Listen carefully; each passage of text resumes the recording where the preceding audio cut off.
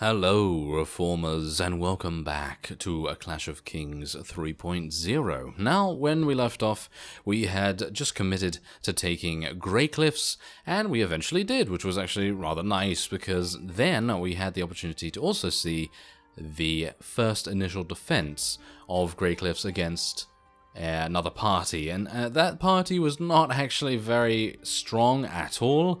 They were actually extremely weak, and yeah, this is also going to be reasonably funny, because they do outnumber us, but as we know, that doesn't make any difference in Grey Cliffs, does it? No, it makes no difference whatsoever, but obviously these guys, who are these guys? I don't even know who they are now.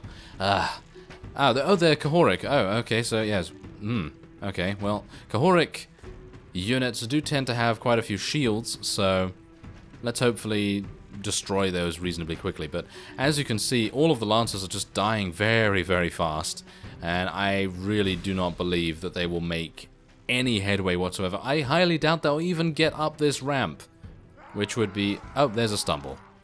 There is a stumble, isn't it? Now that is... yeah, that's our trademark, I suppose, isn't it? That is our trademark for sure. I'm actually thinking, should I... I might actually decide to get a crossbow or something eventually, because... Wait a minute. Let's just take a look at our stats here real quick. Oh yeah, we're supposed to be a thrown weapons person, aren't we? But it's kind of pointless to do that, because the thrown weapons that we have, or shall we say the thrown weapons that we would have, would be vastly inferior to a crossbow, because we are wearing armor that obviously gives us a minus to the power throw skill. So that would then mean that gaining any kind of power throw skill would be basically worthless. So we're probably not going to do that. We're probably going to try and do something a little bit different there. We're probably going to try to use a crossbow, and I think the best place to get a crossbow is from the Mirish, so we're probably going to try and do that. And I believe that there's actually a secret chest somewhere in one of the Mirish towns. Is it a Mirish town or something along those lines? And it actually does involve a bunch of bolts, and they're actually really, really good bolts. So I'm thinking I might be able to go and get something like that, because I like the polearm quite a bit. I do like the polearm. I'm going to try and... Okay, never mind. Wow, we're actually seeing it from some very visceral angles here, because as you can see, look at all of the amazing arrows just coming streaming towards these peasants. Not entirely sure why they have why do they have so many peasants? What's actually going on here? I have no idea why they have so many peasants. I have no idea why this peasant was able to actually hit me, but oh well, never mind. But as you can see, oh, I would be highly, highly amused and surprised if we would be able to even lose this at all. If we would lose this at any point, I would be extremely surprised. Gonna try and see if I can... Really? You're actually shooting me through the door? That is a bit much, isn't it? That's absolutely a bit much. I'm gonna bring out my one-handed weapon now. There you go. Well, I almost died. I literally almost died because of these archers shooting me through the door or something, because I couldn't actually see them at the time. A little bit weird. Anyway, there we are, Raventree archers. Only 2 of them were killed. 145 of the enemies were slain, which is really, really nice. And we do now have the opportunity to take a rather nice shield. It's actually pretty good. I'm going to take it anyway, just in case. And yeah, as you can see, this is our armor right now. Power draw and power throw -2. And power draw and power throw -3.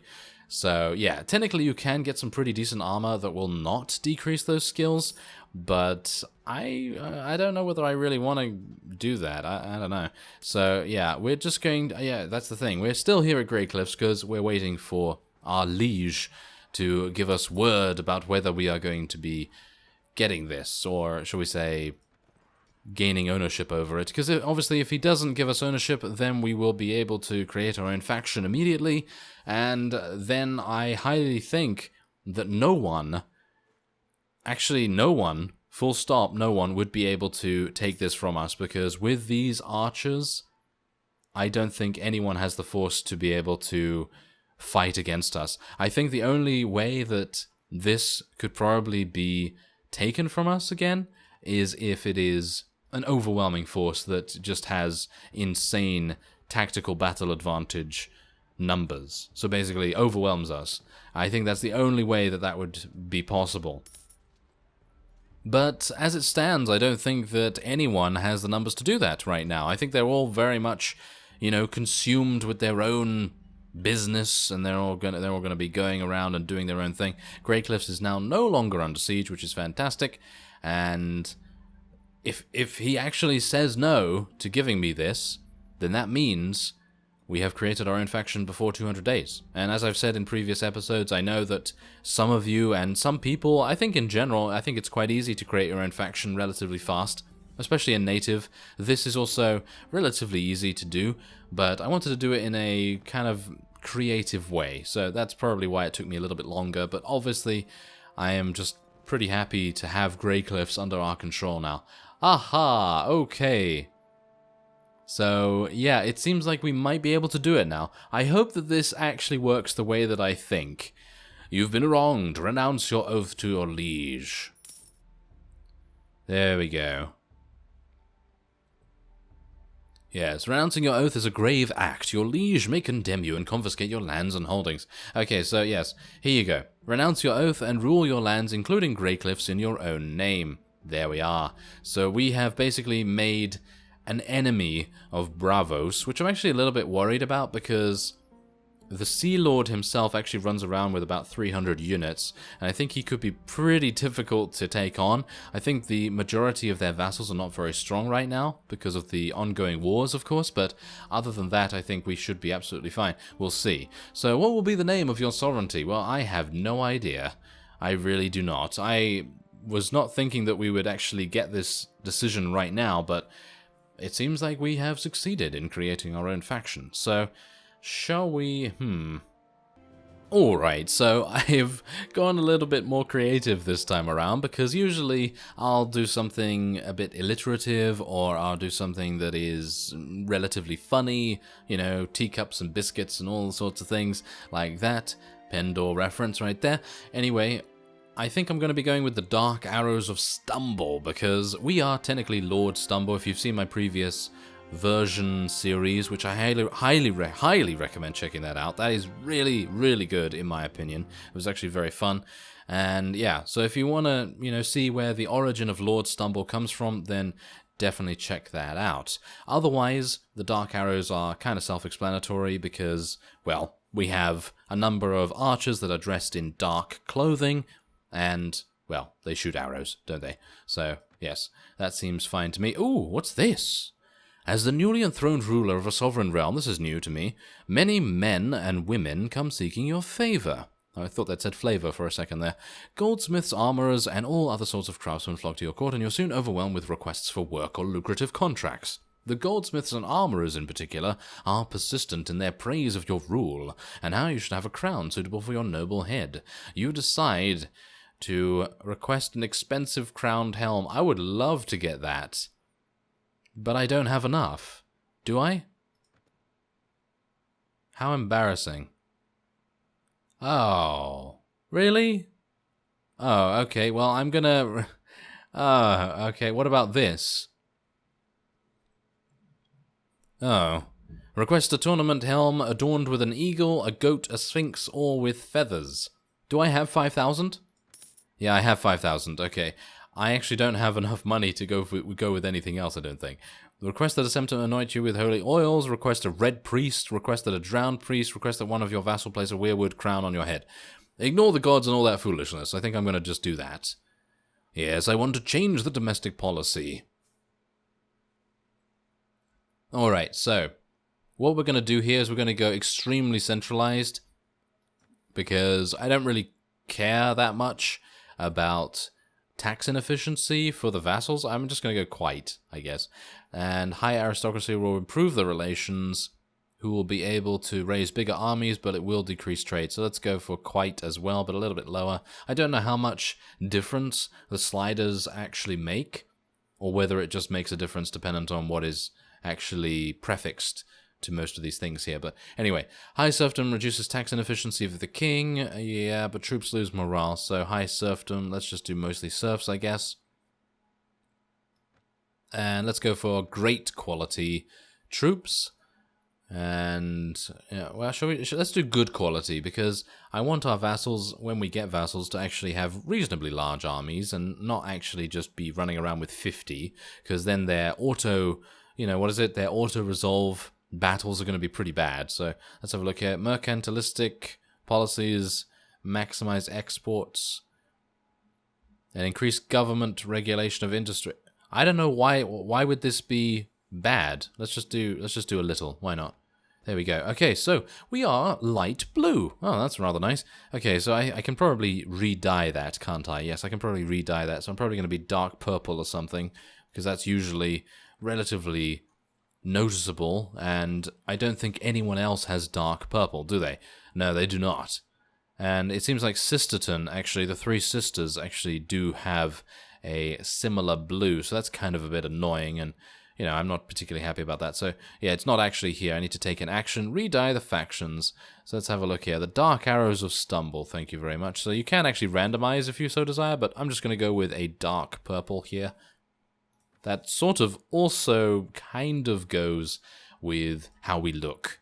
And, that might be a little bit too dark. Is that a little bit too dark? Let's go with a little bit lighter. Yeah, I think that's a little bit better. There we go. Yeah, there we go. That's nice. Okay, so now we look like an evil faction, don't we? Yes, we look like quite an evil faction. So let's see what I can do here. I'm going to recruit a couple of people here. We have 500 dinars. We have 500 dinars, everyone. Yes, 500 dinars. Oh well, we now have a tournament helmet, as you can see here, which requires 18 strength, which we don't have. Well, that's amusing. That is very, very amusing. Okay, well, this is going to be very difficult. Well, I suppose I could try and ransom this guy. I'm going to see. No, I can't ransom him yet. He needs to, obviously, have someone ask for him. That's kind of annoying. Oh, well, let's see what happens then, shall we? I don't know whether we are going to be attacked or whether... Oh. Right. Okay, so, as you can see, Lorath has declared war against us, Norvos, and Tyrosh. I suppose, Bravos is already at war against us, technically, so I suppose that makes sense. I'm a little bit worried now. Yeah, okay, so how much space do I actually have now? 222. Wow, okay, that's pretty insane. That is really nice. Okay, so what we're going to do is we're going to place these guys in here. We might as well have as many in the garrison as possible, and I'm literally just going to be keeping the archers with me, and I'm going to be placing these guys... Am I going to be placing these guys in here? Well, I guess so. If I could find a ransom broker, that would be fantastic, but obviously, seeing as I'm not in a town, and I don't have a town to my name, then that's actually quite a bad thing. But the good thing about this, that they have declared war, is that we can actually take things from them relatively fast. Obviously, we can't take Ixacaria right now, because that's currently being fought over pretty harshly, but I think everything else might be kind of possible. We might be able to take this relatively easily, and we might even be able to take Lorath by ourselves, which might be a plan. So let's see what we can do. I'm going to go over to Lorath real quick, and we're going to see if there's anything there that is within our grasp. There is someone there. Yeah, don't bother me, please. Thank you. And who's actually here? Is that guy... He has not so much, does he? No, he doesn't have very much. Okay, so are we going to be doing a... Is this a... Oh, no, charge the enemy. Okay, ooh, I was a little bit worried that it might be a naval battle. If it was a naval battle, then I think we might have problems. Or maybe not. I think I might be getting mixed up between Nova Eatus and Clash of Kings there, because Nova Eatus has some very weird naval battles, but this is obviously not that, so yes. No, I think Clash of Kings has perfectly fine naval battles. Anyway, let's get our archers in position, and I'm going to be the only infantry defending them against the onslaught of the very, very many cavalry that are currently heading our way. Obviously, we do need to be a little bit careful here with our arrows, so I'm going to tell them to hold their fire right now. I don't really want them to run down here either. I want our enemies to come through the swamp. There we go. Okay, that's what... It's not really a swamp, but anyway, the little water here, because obviously that's going to make a huge difference. Yeah, there we go. That's what you get, isn't it? That's what you get, heavy Westerlander Knight. Yeah. you will think twice before attacking us again, won't you? Yeah, they won't. They won't. Surely not. Okay, so let's see what we can do here. Take that out, and take this out, and that one, and there we go. Oh, yeah.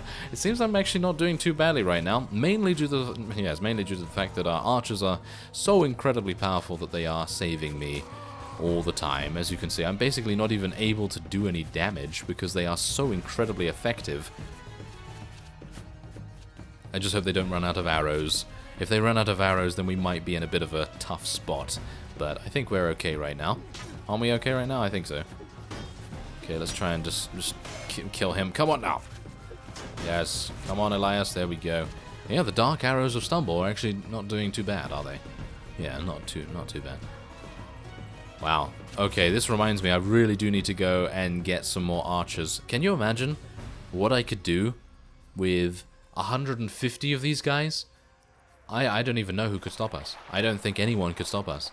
I mean, actually, that might be a pretty interesting discussion topic. So, for those of you that have actually stayed until the end of this episode, or towards the end of this episode at least, by all means, let me know who you think in the entirety of the A Clash of Kings mod would be able to defeat. What kind of units? What kind of units would be able to defeat 150 of these Raven Tree, Carhold Longbowman combinations? It doesn't really matter either way, whether it's Raven Tree or whether it's Carhold Longbowman, because they're basically the same, kind of, with slight differences. So let me know, what do you think? Because maybe Unsullied? I think Unsullied might be pretty good. Obviously, an overwhelming force of Dothraki, maybe 150 Dothraki Screamers. I think that might actually do quite a good job at defeating them, because obviously they're extremely quick, the Dothraki, so that would probably make a difference. Yeah, maybe I've just answered my own question there, who knows, but by all means, leave a comment anyway if you want to, you know, begin a discussion about that. Anyway, as you can see here, these guys don't have shields as far as I'm aware. These Velujman people, yeah, I don't even know how to say that, but anyway, point is, they don't have shields, so this is going to be a pretty easy conquering. We're going to do this in the next episode. I thank you very much for watching, and I will see you next time.